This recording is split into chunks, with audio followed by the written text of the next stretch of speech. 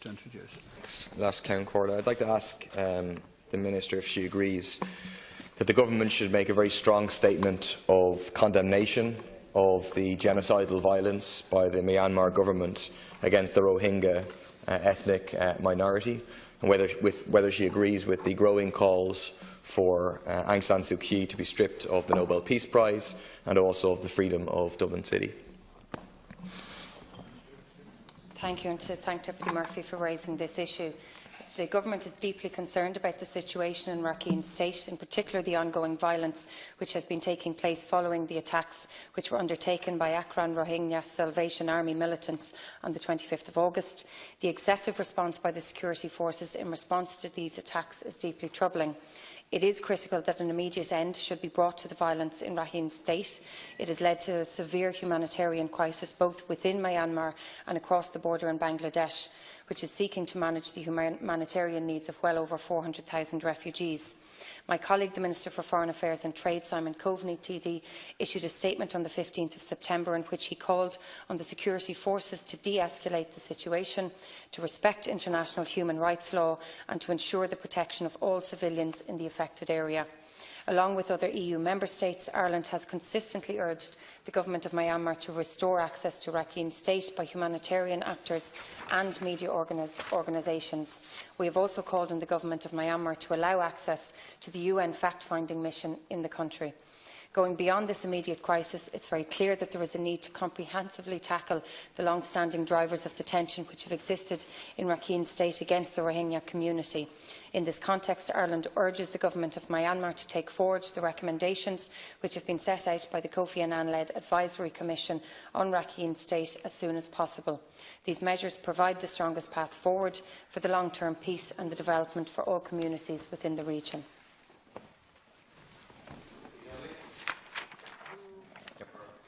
Oh, sorry. Thanks. Thank the Minister for her response and for the Government's statement a couple of weeks ago. I think to describe it as excessive violence by the state is a significant understatement. What is happening appears to be ethnic cleansing carried out by the Myanmar military in collusion with Buddhist chauvinist mobs. The consequences are very shocking. Over 400,000 have fled in the last month into neighbouring Bangladesh. 20,000 are being forced to leave each day, according to the International Organization of Migration. UNICEF has said 250,000 children have left Myanmar in the last month, and that's on top of the broader repression and oppression of the Rohingya people. And I think real questions have to be asked and a light shone on the role of Aung San Suu Kyi in this, because she's portrayed in sections of the media as kind of stuck between a rock and a hard place. But in reality, she has been covering up for these brutal acts by the Myanmar state. She was the one who coined the term fake rape to describe the violence against women that was taking place from those linked to that state. Minister.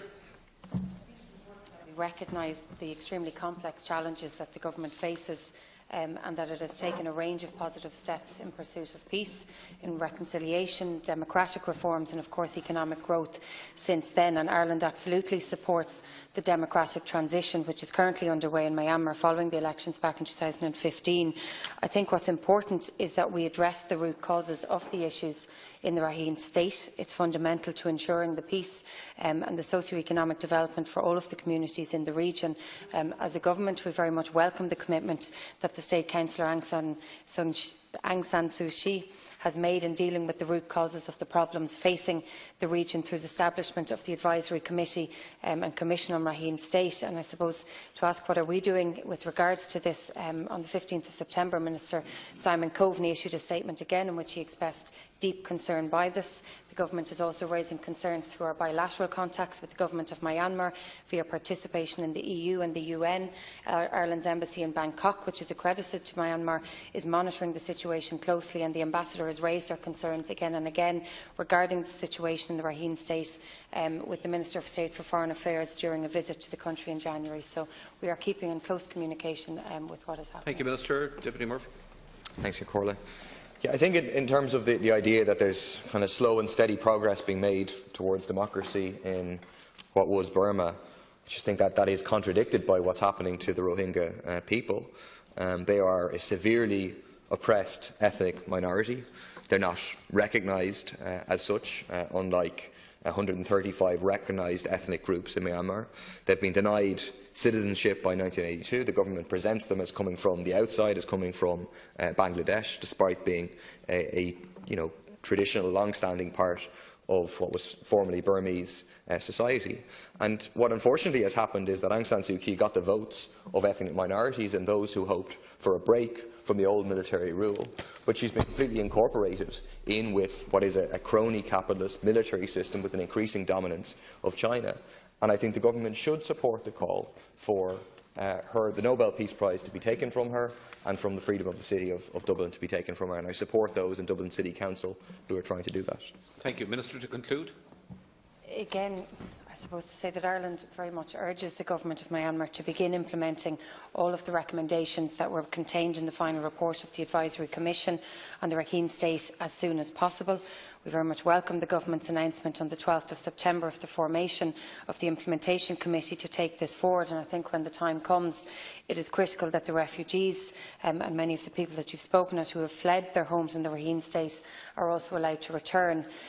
We have also, as a government, called on their government to end the discriminatory practices and policies towards the Rohingya people, to take comprehensive steps to addressing the root causes of the situation. And we in Ireland understand that building peace and trust takes time, and we're particularly aware that respect for human rights and access to livelihoods for all of these communities is central to enabling long-term peace and stability. Thank you, Minister McIntyre.